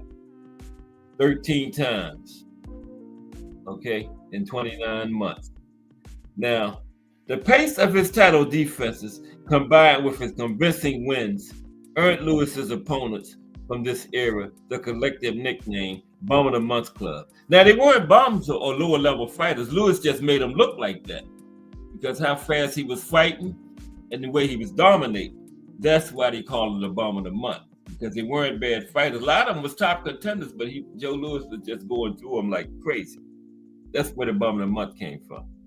Notables of this lambasted pantheon include world light heavyweight champion John Henry Lewis, who attempting to move up a weight class was knocked out in the first round by Lewis on January 25th, 1939. And John Henry Lewis and Joe Louis was very good friends. Heather E. How are you, Heather E? Good to see you today in the building. Heather E from the Windy City. I know Illinois. Know what I did boxing in the States. Illinois. Heather E said I was doing her city. Salute, Heather E. Good to see you. Okay, yeah. John Henry Lewis and Joe Louis was real good friends, and John Henry thought they had trouble with his eyes, and they knew they weren't going. He wasn't going to have his boxing license. He wasn't going to be able to get a license much longer. So Joe Louis had to fight to earn his friend one more good bag before he lost his license. And guess what? He was such a good friend. He knocked him out in the first round, so he wouldn't have to do too much damage to him. What a friend. Okay. Also, during this era, he fought 2-ton Tony Galento, who was able to knock Louis to the canvas with the left hook in the 3rd round of their fight on June 28, 1939, before letting his guard down and being knocked out in the next round. 4th, Chilean Arturo Godoy, whom Louis fought twice in 1940, on February 9th and June 20th. Louis won the first fight by a split decision and the rematch by a knockout in the 8th round. Okay. Al McCoy, Kuda-tip New England heavyweight champion, whose fight against Louis is probably best known for being the first heavyweight title fight held in Boston, Massachusetts, at the Boston Garden on December 16, 1940. And McCoy was a local fighter, and he dodged his way around Louis before being unable to respond to the 6th round bell. He fought Clarence Red Berman during that period, who pressed Louis for nearly 5 rounds at Madison Square Garden on January 31st, 1941, before Louis got him out of there by a series of body blows. Okay? Gus D'Orazio, who Louis remarked, at least he tried. Gus D'Orazio was leveled by a short right hand in the 2nd round at Philadelphia's Convention Center, February 17th. Abe Simon. Abe lasted 13 rounds with Louis in front of 18,908 people at Olympia Stadium in Detroit, March 21st, before referee Sam Hennessy had seen enough and declared a TKO. Tony Musto Tony was only 5'7" and a half, fighting at heavyweight, 198 pounds. He was known as Baby Tank. Despite a unique crouching style, Musto was slowly worn down by Joe Louis over 8.5 rounds in St. Louis on April 8th, and the fight was called a TKO because of a severe cut over Musto's eye. Buddy Baer, brother of former champion Max Baer, who Louis stopped earlier in his career. Buddy was leading the May 23, 1941 fight over Louis in Washington, D.C., until an eventual barrage by Louis capped by a hit at the 6th round bell. Referee Arthur Donovan disqualified Baer before the beginning of the 7th round as a result of stalling by Baer's manager. Now, despite its derogatory nickname, Bum of the Month, most of this group were top 10 heavyweights. Of the 12 fighters Louis faced during this period, 5 were rated by the Ring magazine as top 10 heavyweights in the year they fought Louis. Galento was at ranked number 2 heavyweight in 1939. Bob Pastor, number 3. Godoy, number 3. Simon, number 6. And Baer, number 8. 4 others, Musto, Orazio, Berman, and Johnny Paycheck, were ranked in the top 10 in a different year. So these weren't bad fighters. Joe Louis just made them look bad. Okay? Yeah. Okay. So Louis versus Billy Conn. This is after he beat Smelling, went on the Bum of the Month tour. Louis versus Conn. That's him and Billy Conn. Boy, it's getting late. Now, Louis's string of highly regarded competition ended with his fight against Billy Conn, the light heavyweight champion, and a highly regarded contender. Now, Louis and Conn met on June 18, 1941, in front of a crowd of 54,487 fans at the Polo Grounds in New York City. The fight turned out to be what is commonly considered one of the greatest heavyweight fights of all time. Billy Conn had Joe Louis beat. Now, Conn would not gain weight for the challenge against Louis, saying instead that he would rely on a hit-and-run strategy. This prompted Louis's famous response: "He can run, but he can't hide." However, Louis had clearly underestimated Conn's threat. In his autobiography, Louis wrote, "I made a mistake going into that fight. I knew Conn was kind of small, and I didn't want them to say in the papers that I beat up on some little guy. So the day before the fight, I did a little road work to break a sweat and drank as little water as possible so I could weigh in under 200 pounds. His trainer, Chappie, Joe Louis said Chappie was as mad as hell, but Conn was a clever fighter. He was like a mosquito. He'd sting and move. And by Joe Louis doing that, he became dehydrated. And Conn was winning. Joe Louis needed a knockout. And Conn got cocky and abandoned his strategy and got knocked out. Conn had the better of the fight through 12 rounds.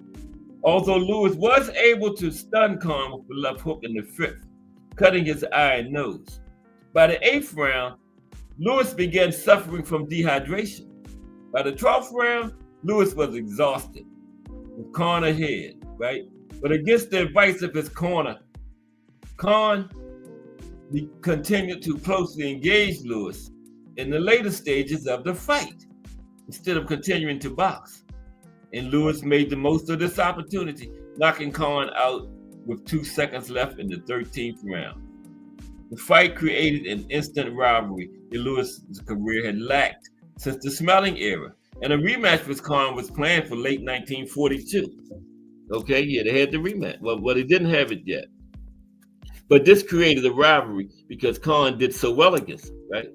Louis needed a knockout.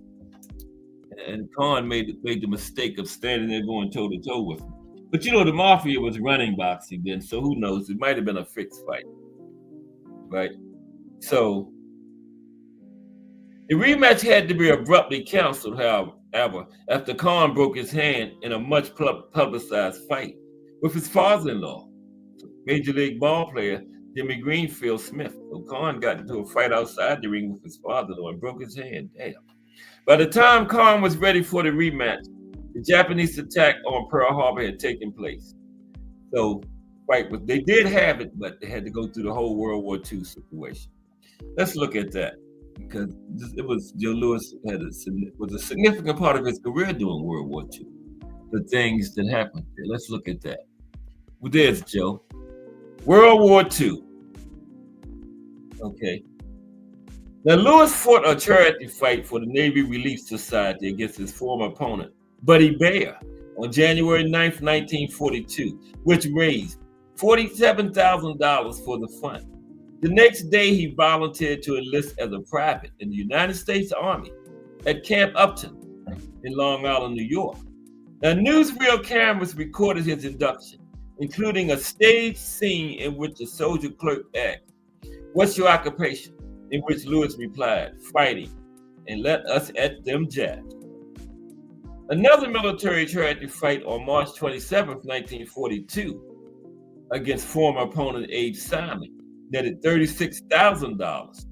Now, before the fight, Louis had spoken at a relief fund dinner, saying of the war effort, "We'll win because we're on God's side."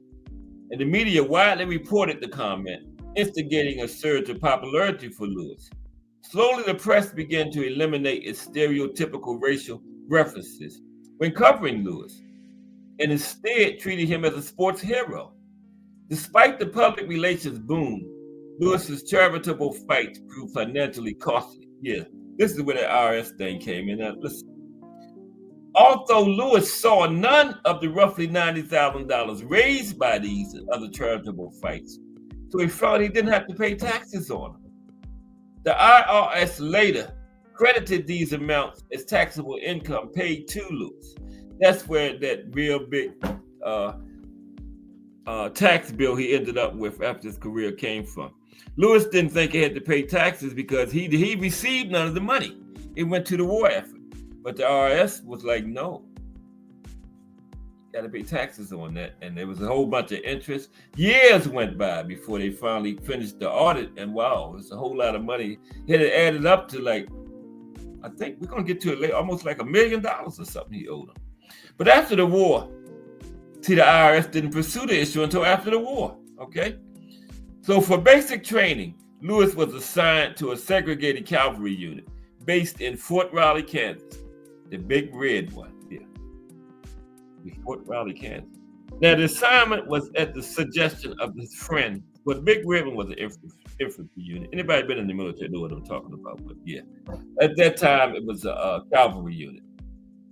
Now, the assignment was at the suggestion of his friend and lawyer, Truman Gibson, who knew of Louis's love for horsemanship. Now, Gibson had previously become a civilian advisor to the War Department in charge of investigating claims of harassment against Black soldiers. Accordingly, Louis used his personal connection to help the cause of various Black soldiers with whom he came into contact with.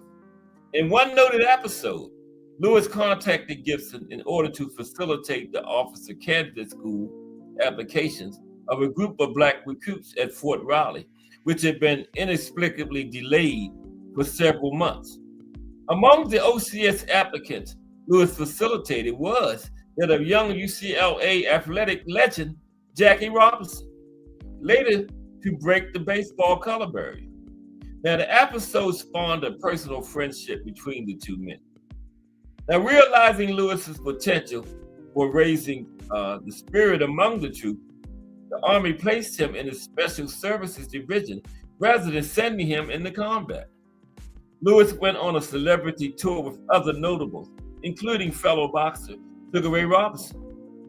He traveled more than 22,000 miles and staged 96 boxing exhibitions before 2 million soldiers total during his time, doing exhibitions during the war. In England during 1944, he was reported to have signed as a player for Liverpool Football Club as a publicity stunt. They call soccer football over there.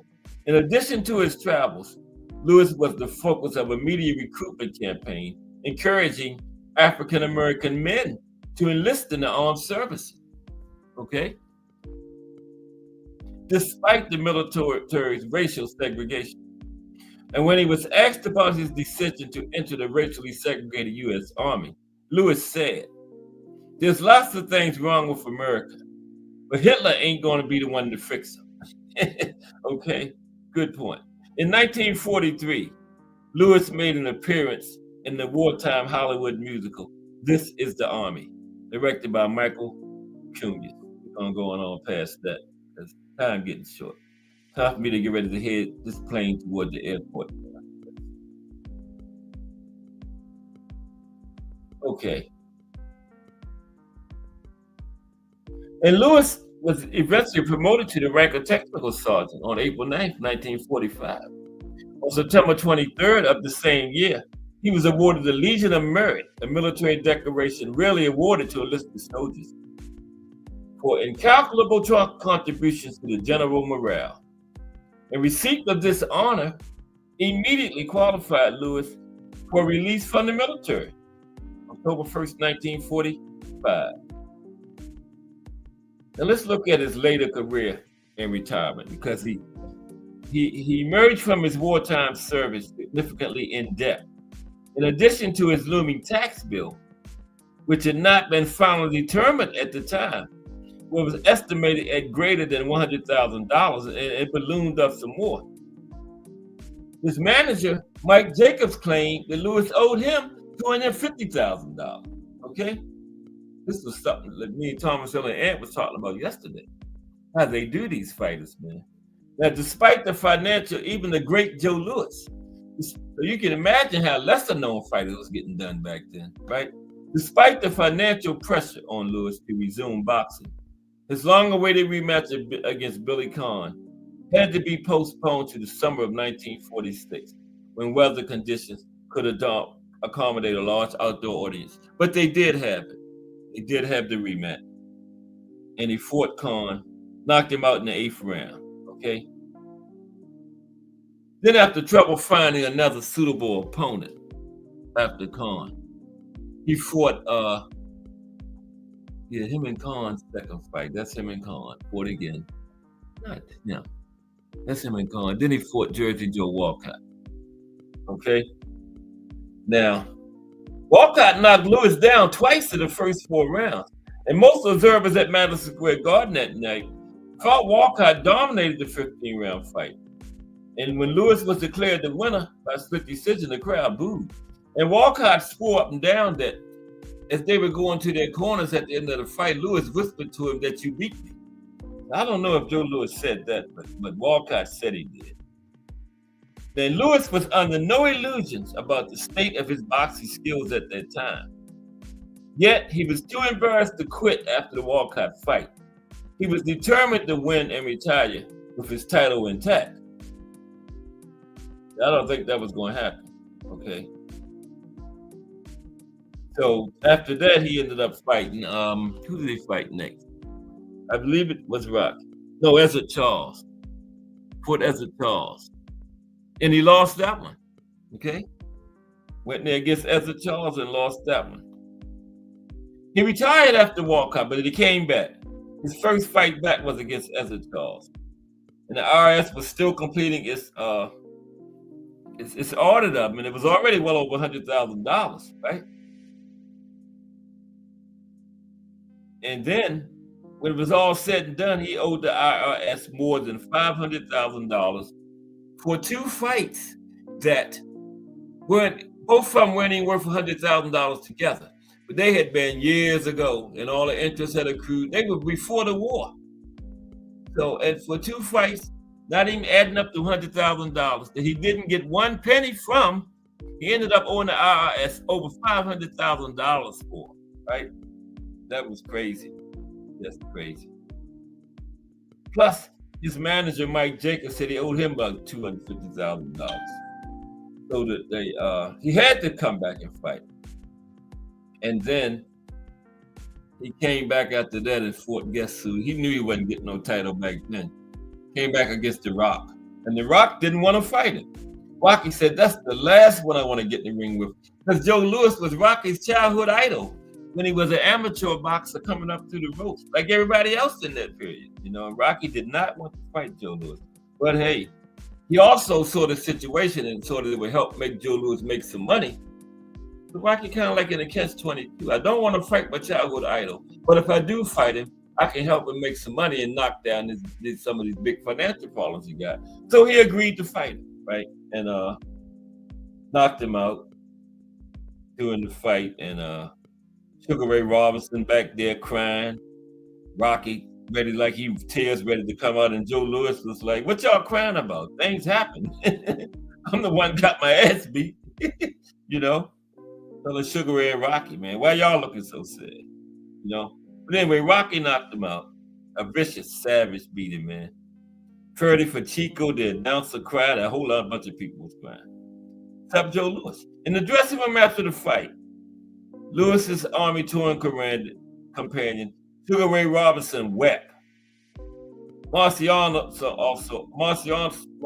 also came in, attempting to console Louis, saying, "I'm sorry, Joe." And Joe said, "What's the use of crying?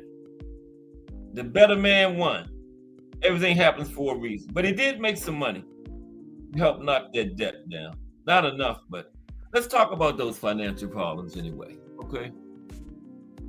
Well, we're heading toward the airport now.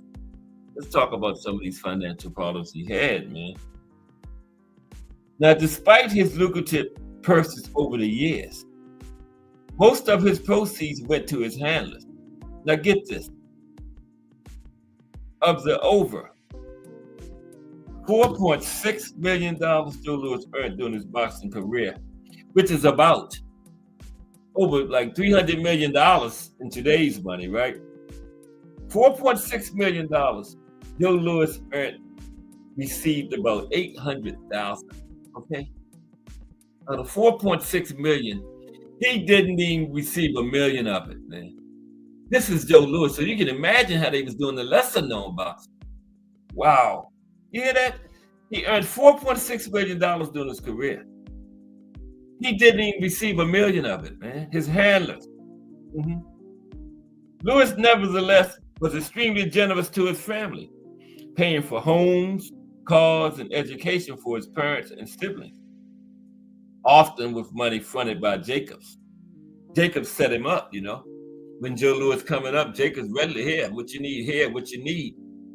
So now, he's ready to sue him for all this money that he gave out to him.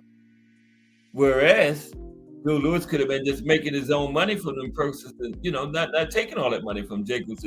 But he still would have been in the bind with the IRS, man. That's crazy. Like I said, the two fights, I think one was $45,000, one $37,000 earned, went to the war effort. Joe Louis didn't receive one penny from it. But after all these years and interest, the IRS said he owed them over $500,000 from those two fights, right? So I think he died still owing the money. I don't blame him. Like, come to my grave and get it, okay? You know what I mean? Yeah, they wouldn't have got it. My credit just would have been bad. God damn. The man didn't even get $100,000. The man didn't get one penny from it. But both fights were less than $100,000. But the IRS talking about he owed them $500,000. Terrible. But Joe Louis also got into wrestling during his career. Yep. And that didn't last long. He also became a professional wrestling referee during his career. And a whole bunch of people tried to help him out, former wrestlers. Jack Dempsey was like the chairman of this fund that raised money for him. I did have the name of it, but I can't. Oh, it was called he was the honorary chairman of it, this fund to help Joe Louis out. Of course, Max Smelling, his former rival, was raising money for him over there in Germany. A lot of this mafia guy, remember Frank Lucas that made the movie about him? He got so fed up with the IRS, what they doing to Joe Louis, he started raising money for him. This guy in the mafia. Yeah. People, this was the great Joe Louis, man, and he was really dead wrong, man. How could you owe the IRS $500,000 and you received not one penny from two fights that didn't even raise $100,000? United States government, the biggest crime family in the world. Okay. But he also got into professional golf. He paved the way for a lot of the black golfers that came along after him. Yeah. He did an event on the PGA Golf Tour, the first black person to do that. Okay. Joe Louis, the Brown Bomber. Personal life. Joe Louis, in his autobiography, said, "I did the best I could with what I had." Okay? Brown Bomber. That's what he said. I did the best I could with the best I had.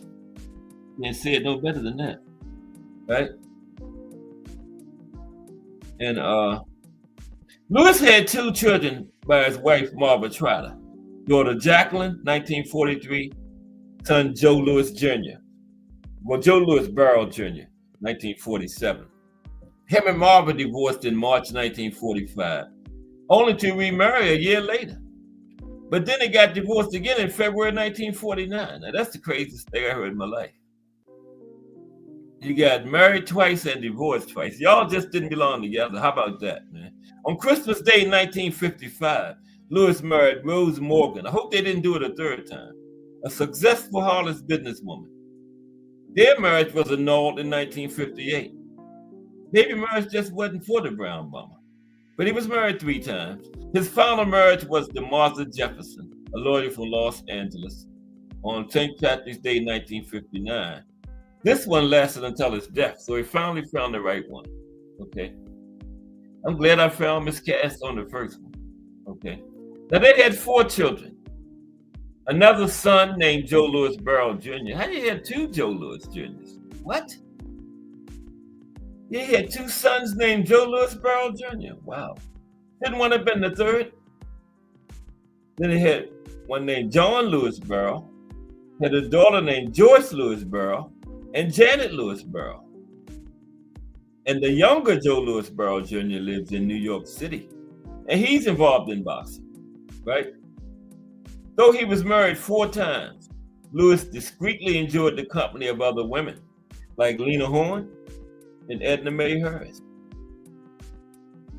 Joe and Marva Louise endorsed and campaigned for liberal anti-segregation Republican candidate Wendell Willkie in the 1940 United States presidential election. Never heard of. Joe Louis said, "This country has been good to me. It gave me everything I had, and the IRS trying to take everything they gave you back. I have never come out for any candidate before I think Wendell L. Willkie will give us a square deal. So I am for Willkie because I think he will help my people, and I figure my people should be for him too." Drugs took a toll on Louis in his later years. In 1969, he was hospitalized after collapsing on a New York City street. While the incident was at first credited to physical breakdown, underlying problems would soon surface. In 1970, he spent 5 months at the Colorado Psychiatric Hospital and the Veterans Administration Hospital in Denver, hospitalized by his wife Martha and his son Joe Louis Barrow Jr., one of Joe Louis Barrow Jr.'s, for paranoia. In a 1971 book, The Brown Bomber by Barney Nagler, Louis disclosed the truth about these incidents, stating that his collapse in 1969 had been caused by cocaine, that his subsequent hospitalization had been prompted by his fear of a plot to destroy him. Strokes and heart ailments caused Louis's condition to deteriorate further.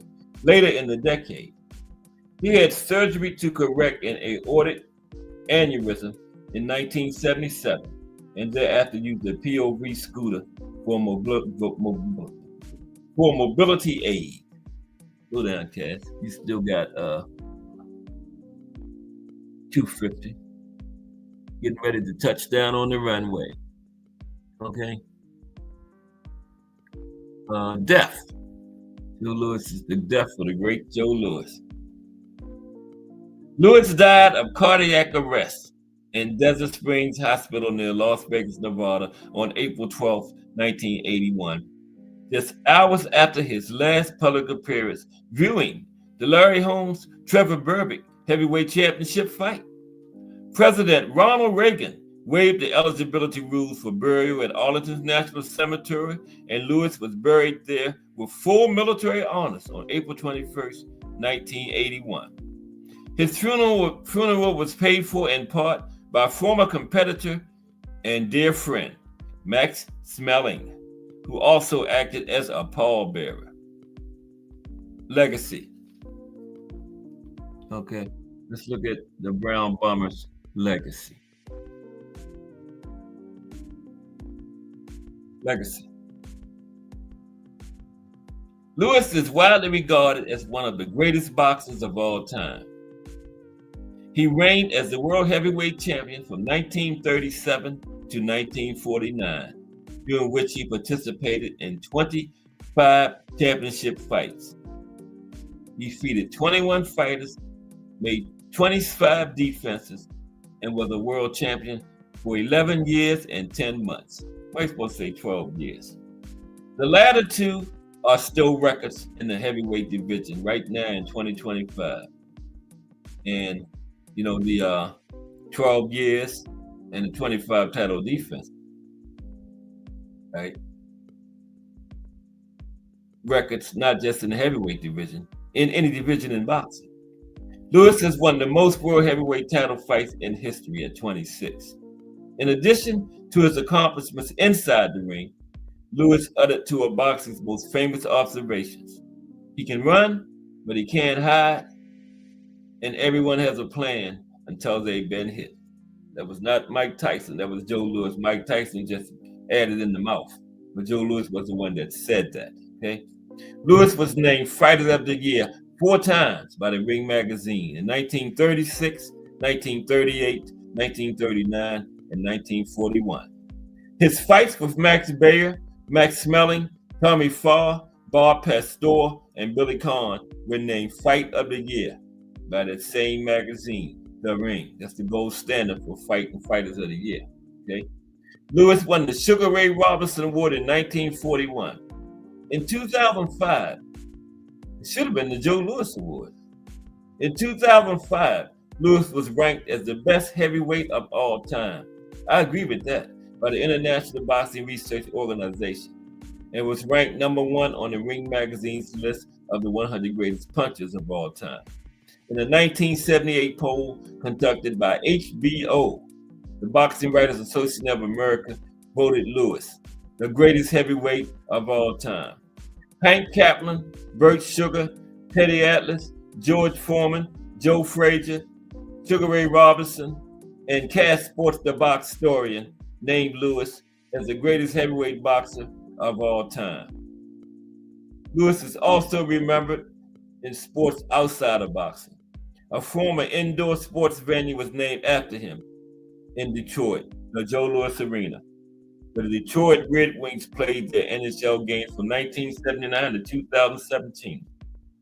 In 1936, Vince Leah, then a writer for the Winnipeg Tribune, used Joe Louis's nickname to refer to the Winnipeg Football Club after a game.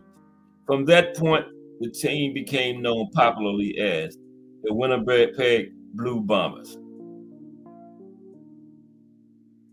And Joe got a long legacy. So, there you have it. No. On February 27th, 2010, an 8-foot bronze statue of Lewis was unveiled in his Alabama hometown. The statue was done by sculptor Casey Downing Jr., sits on a base of red granite outside the Chambers County Courthouse. This man's legacy. Joe Louis trained at the site of the Pompton Lakes House Club. When he won one of his fights, he donated the first ambulance to the Pompton Lake First Aid Squad.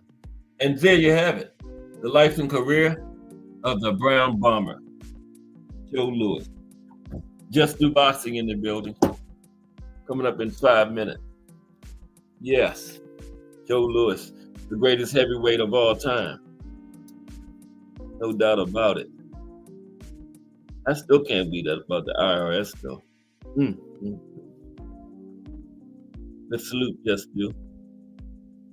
Shout out to Just Do too, man, for furnishing his platform in the morning and giving us the opportunity to watch the fight together this morning, man. Appreciate you, Just Do.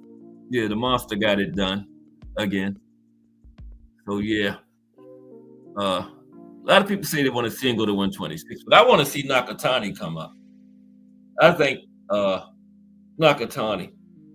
I would think Nakatani over Bam would have the best chance against the Monster. I'm not saying Nakatani would beat him. I'm just saying of all of them out there, he would be his biggest challenge. Bam would be a good one, but I would say Nakatani. Yeah. Like Justin was saying, they had planned for Monster to fight. I mean, no. Nakatani to fight Monster's brother, and then Monster's brother got beat for his title. He had one of the titles that Monster had dropped at 118, but yeah. Takuma got beat. Yeah.